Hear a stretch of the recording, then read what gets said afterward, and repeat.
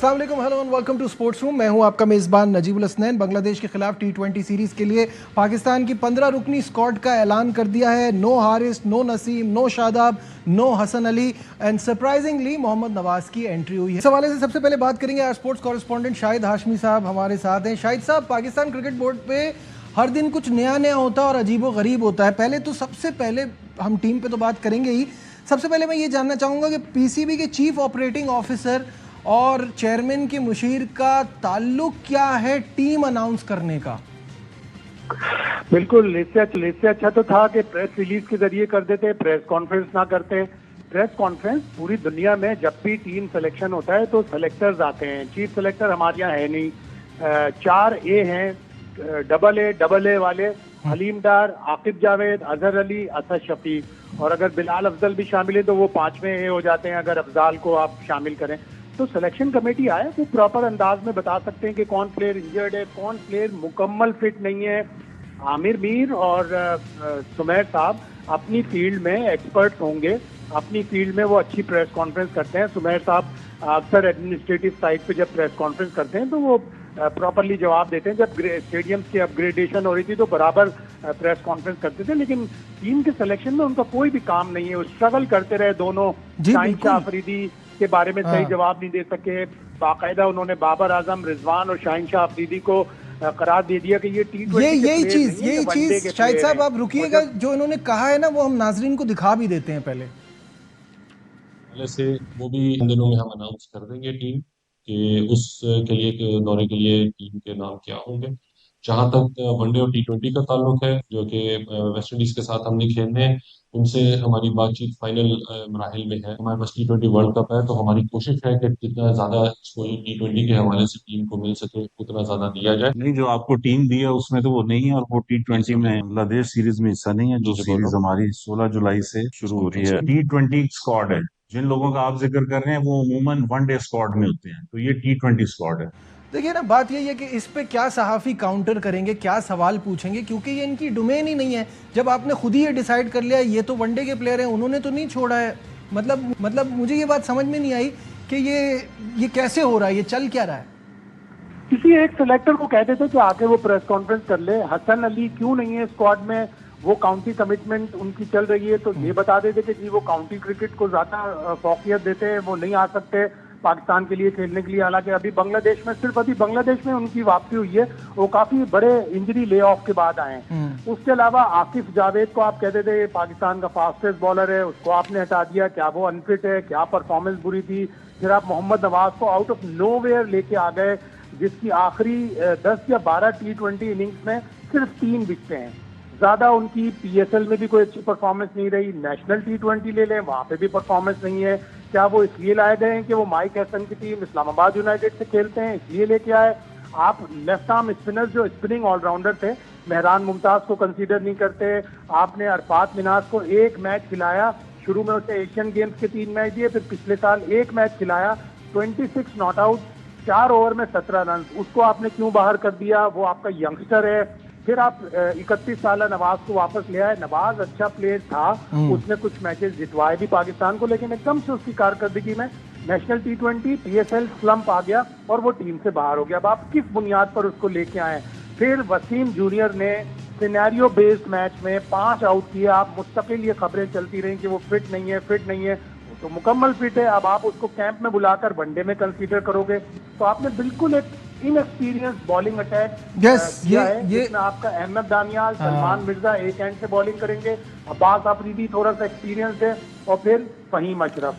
तो आपका बहुत ही वीक बॉलिंग अटैक हो गया। तो ये सारी चीजें वजाहत आके करते हैं सेलेक्टर्स की क्या वजूहात थी, किन वजूहात की बिना पर हमने इस प्लेयर को सेलेक्ट किया और इस प्लेयर को सेलेक्ट नहीं किया। 100%। एक ग्राफिक भी स्क्रीन पर आपकी आ जाएगी, कौन इन हुआ है और कौन आउट हुआ है। अहमद दानियाल, मोहम्मद नवाज, सलमान मिर्जा, सुफियान मुकीम, ये इन हुए हैं।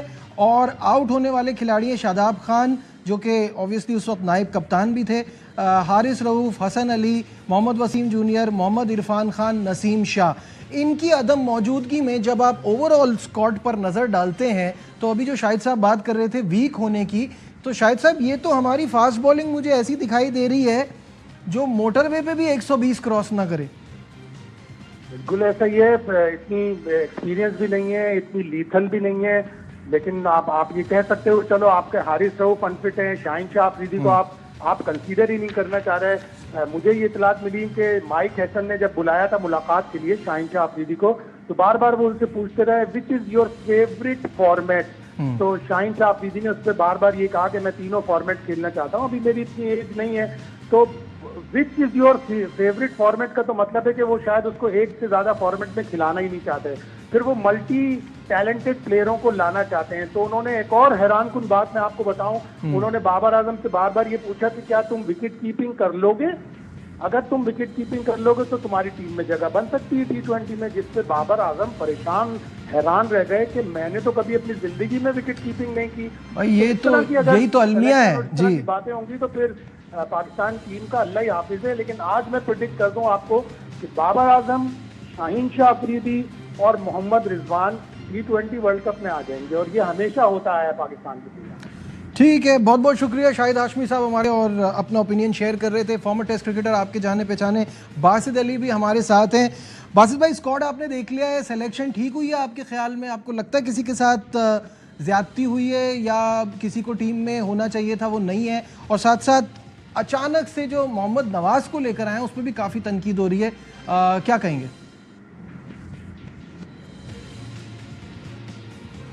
जी वालेकुम सलाम नजीब मियाँ, टीम आपने भी देखी, हमने भी देखी।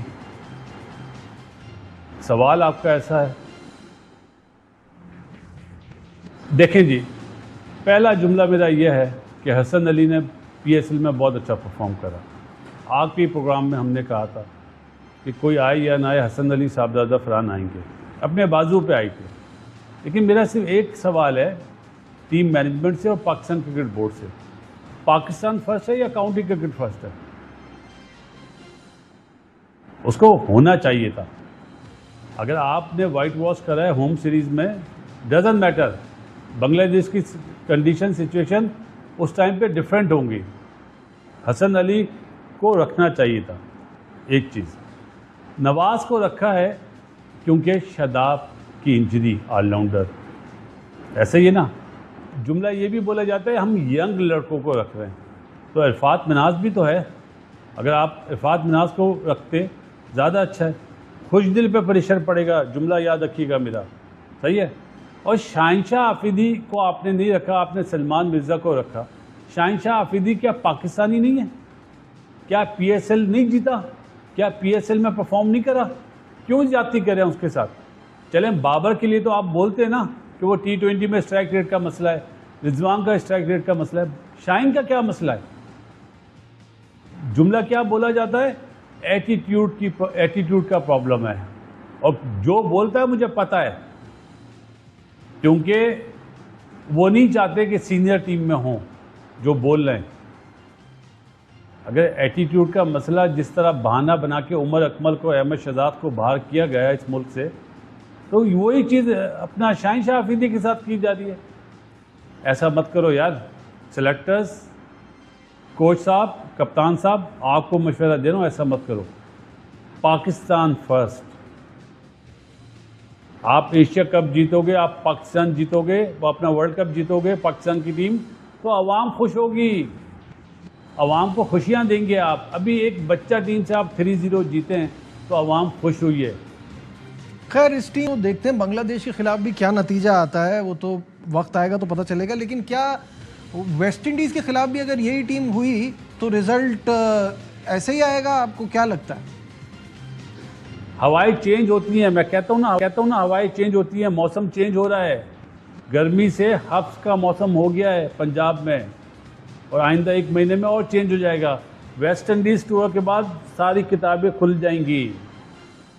क्रिकेट से बड़ा कोई नहीं है, कोई भी नहीं है। ये मेरा दिल से मशवरा दे रहा हूँ, ऐसा मत करो यार। इरफान नियाजी का क्या कसूर है? बांग्लादेश टीम में तो वो था जब होम सीरीज थी, क्यों निकाल दिया उसको? कोई पसंद नहीं करता उसको इसलिए? क्या वो छक्के नहीं मारता? क्या उसने 15 बॉलों में 48 रन नहीं करे? कराची किंग को नहीं जितवाया? PSL की परफॉर्मेंस पे लिया ना सलमान मिर्ज़ा को। तो नियाजी ने भी वहीं पे करा था, टूर पे भी गया, वो टीम के साथ था। 2 फास्ट बॉलर लिए हैं सिर्फ, अहमद दानियल और ये बच्चा सलमान मिर्ज़ा। बाकी आधा तीतर आधा बटेर, ऑलराउंडर्स पे ज़्यादा ख्वाहिशात जाहिर की गई हैं। नज़र आ रहा है टीम में, अगर बांग्लादेश वाले तेज़ विकेट बना दें, घास वाले विकेट बना दें तो क्या होगा पता नहीं। हमारे मुल्क में, हमारे क्रिकेट के इदारों में इतने बड़े बड़े प्रोफेसर आ गए, हम तो सिर्फ इस तरह सर पकड़ लेते हैं कि ये कर क्या रहा है। तो नीयत अच्छी होनी चाहिए, ईमानदारी होनी चाहिए, ज़्यादती मत करो। शाहीन शाह आफरीदी के साथ बहुत बड़ी ज़्यादती करी आपने, बहुत बड़ी ज़्यादती करी है। अल्लाह करे जीत कर आएँ, फिर भी हैं तो हम पाकिस्तानी, यही दुआ करते हैं जीत कर आए, लेकिन वेस्ट इंडीज़ के बाद किताबें खुलेंगी। ठीक है, बहुत बासित भाई हमारे साथ थे और अब दुआएं कर सकते हैं। ज़ाहिर है टीम तो ये हमारे सामने आ गई है, इस पर हम मजीद बात करेंगे on the other side of this break. हमारे साथ रहिए।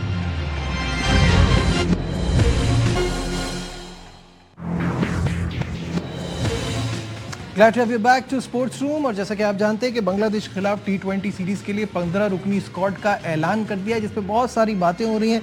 इस वक्त हमें ज्वाइन किया former wicketkeeper batter Kamran Akmal ने। कामरान, बांग्लादेश के खिलाफ फिर से नए खिलाड़ियों को मौका दिया जा रहा है, जो स्क्वाड अनाउंस हुआ है उसके बारे में आप क्या सोचते हैं? नजीब, मौका मिलना भी चाहिए नए लड़कों को, और हमने कहा था कि सिलेक्शन कमेटी को, पाकिस्तान क्रिकेट बोर्ड को सोचना पड़ेगा कि इस साल हमारी किसी बड़ी टीमों के साथ सीरीज़ नहीं है। ऐसी टीमों के खिलाफ आप अपने सिस्टम को भी स्ट्रॉन्ग कर सकते हैं और नए प्लेयरों को मौका देंगे, बैकअप प्लेयर्स भी तैयार होंगे। ठीक है, पास में जो भी हुआ, जो भी क्रिकेट जिस तरीके से चलाई गई है वो अपनी तरफ से बेस्ट ही चला रहे थे, लेकिन वो पाकिस्तान की क्रिकेट के लिए बेहतर नहीं था। तो आगे सोचना, हमने आगे बढ़ना है। तो नए लड़कों को मौका मिला तो अच्छा साइन है, जैसे सलमान मिर्ज़ा को मौका मिला है। आप देखें कि हुसैन तलत वापस आया, सफियान वापस आया, अहमद दानियाल है, और साहिबजादा फरहान को लास्ट सीरीज़ में लेके आए हैं क्योंकि उसने बड़ी आउटस्टैंडिंग परफॉर्मेंस दी है। थोड़ा सा मुझे ये कहना पड़ेगा कि आप दूसरा विकेट कीपर तैयार करते हैं तो आप स्पेशलिस्ट लेके जाएं। रोहेल नज़ीर है, हसीबुल्ला, आप इनको मौका दें, तैयार करें, बैकअप के तौर पे लेके जाएं। साहिबजादा को जस्टिफाई करने के लिए उसकी सिलेक्शन, उसकी बैटिंग है। विकेट कीपिंग साथ लगाने से चीज़ें बेहतर नहीं होंगी और छुपेंगी नहीं। और मेरे ख्याल से लोग बहुत समझदार हैं, और आप ऐसी जब सिलेक्शन करते हैं, जब ऐसा बीच में कोई ना कोई ब्लंडर मार देते हैं तो फिर हंसी आती है। तो मेरे ख्याल से अच्छा है मेरे लिए कि नए लड़कों को मौका मिला। टॉकिंग अबाउट कामरान, तो मोहम्मद नवाज की सिलेक्शन भी एक सरप्राइज है सबके लिए। उनके स्टैट्स आपके सामने स्क्रीन पर भी आ जाएंगे। T20 के उनकी रिसेंट जो परफॉर्मेंसेज हैं, PSL 2024 में 8 मैचेस खेले, 120 रन किए हैं, 2 विकेटें लिए हैं। PSL 2025 में 4 मैचेस खेले हैं, 48 रन किए हैं, 2 विकेटें लिए हैं। नेशनल T20 2025 में 3 मैचेस खेले हैं, टोटल 89 रन किए हैं और 2 विकेटें लिए हैं। ये कौन सी परफॉर्मेंस है जिसकी बेस पर इनकी सिलेक्शन हो गई है? बहुत इस पर क्रिटिसिज्म हो रहा है, क्या कहेंगे?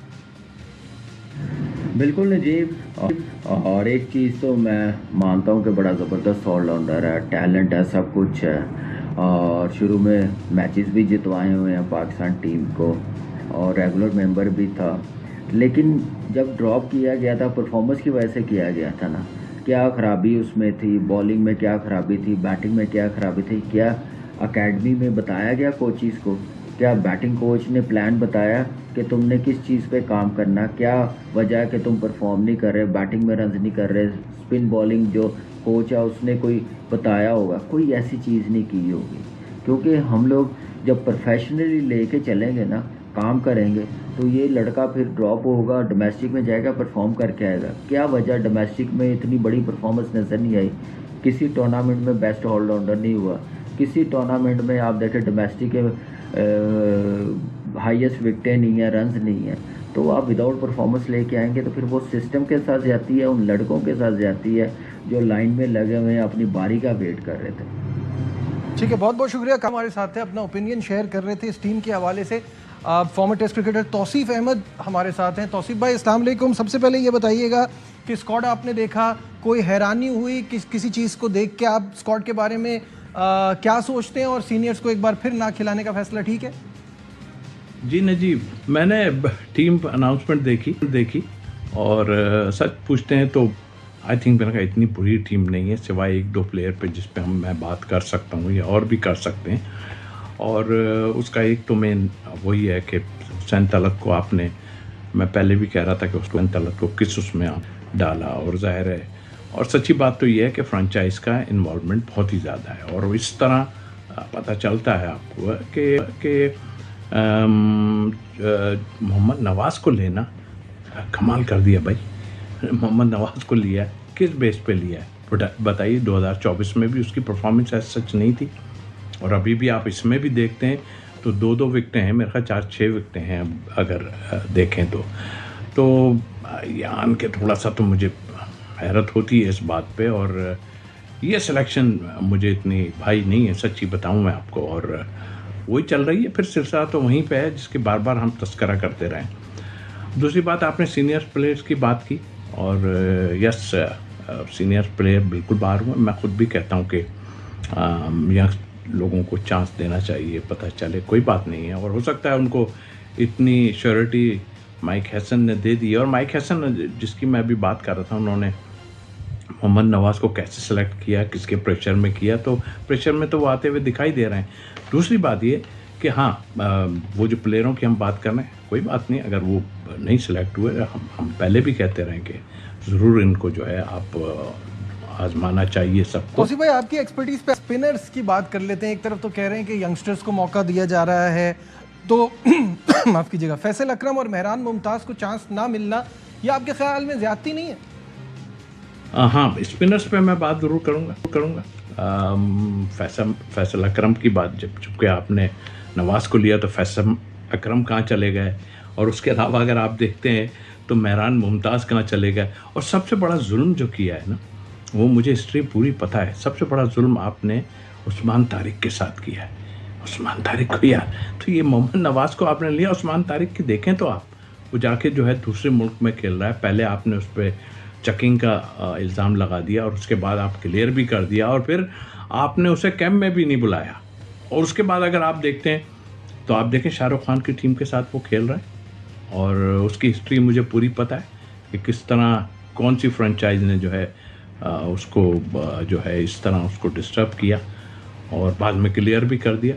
तो आई थिंक ओवरऑल ठीक है, मगर ये जो है नवाज़ का वही कहानी चल पड़ी है। इस्लामाबाद यूनाइटेड हो या लाहौर कलंदर हो, तो आई थिंक मैं इस सिलेक्शन से इतना खुश नहीं हूँ, सच बात तो ये है।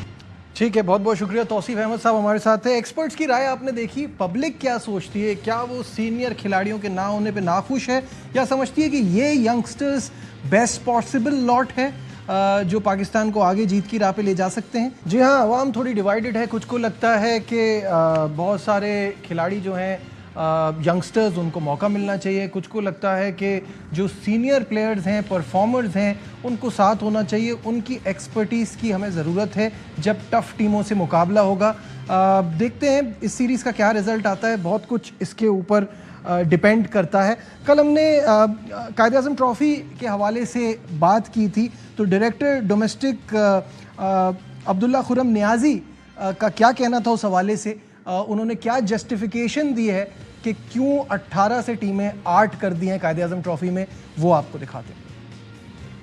नोटिफाई हुई revamping and reform of domestic structure, बिल्कुल भी नया स्ट्रक्चर नहीं है। 16 रीजन्स हैं, 18 टीम्स हैं, लास्ट ईयर भी खेली। 14 कॉन्स्टिट्यूशन के तहत भी पीसीबी काम कर रहा है। कमेटी ने कहा कि जो रीजन्स हैं वो सेम होनी चाहिए, कराची की 2 टीमें होनी चाहिए, लाहौर की 2 टीमें होनी चाहिए। जब हम बात करते हैं क्वालिटी क्रिकेट, सारी टीमें खेलती हैं, कुछ रीजन्स को अभी भी इम्प्रूवमेंट की जरूरत है। तो जो हनीफ मोहम्मद ट्रॉफी के परफॉर्मर्स होंगे उनको भी हम टीम्स में as a guest player accommodate करने की कोशिश करेंगे, ताकि वो उसी सीजन फर्स्ट क्लास खेल सकें। कराची की क्रिकेट बड़ी जबरदस्त है और बहुत ज्यादा बड़े नाम हैं, और अनफॉर्चुनेटली एक सीजन में वो दोनों टीमें अनफॉर्चुनेटली अगर डिलीवर नहीं कर सकती, कोई बात नहीं, अभी स्पेस है। ये भी पॉसिबिलिटी है कि दोनों जगहों से कराची आ जाए। और अभी देखिए हनीफ मोहम्मद ट्रॉफी के बाद क्या रिजल्ट आते हैं। अगर हमें कराची की अप्रीहेंशन है तो मैं दुआ बीइंग ए डायरेक्टर डोमेस्टिक, मेरे लिए सब रीजन बराबर होनी चाहिए, हमें नेशनल यूनिटी के साथ चलनी चाहिए। This is not a matter of Lahore, matter of Karachi. Lahore में बैठे, अभी ये लाहौर की टीम अगर सर रेलीगेट होती तो रेलीगेट हो जाएगी, सिस्टम जो है वो जाए, ये चॉइसेस नहीं।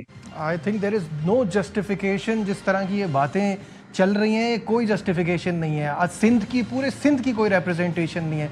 कराची इतना बड़ी नर्सरी है क्रिकेट की, इसकी कोई रिप्रेजेंटेशन नहीं है। लाड़काना नहीं है, हैदराबाद नहीं है। और सिर्फ जब ये बात करें कि सिर्फ इस जगह की बात नहीं हो रही, तो फिर मुल्तान नहीं है, रावलपिंडी नहीं है, बहुत सारी, मतलब दिस इज़ सो वियर्ड। मैं इसका वर्ड यही इस्तेमाल करूँगा। इस पे रिव्यू होना बहुत ज़रूरी है, क्योंकि ये बहुत इंपॉर्टेंट है। ये पाकिस्तान की क्रिकेट का सवाल है। आज के प्रोग्राम में बस इतना ही। दीजिए अपने मेज़बान नजीबुल हसनैन को इजाज़त। अपना बहुत ख्याल रखिए। अल्लाह हाफ़िज़।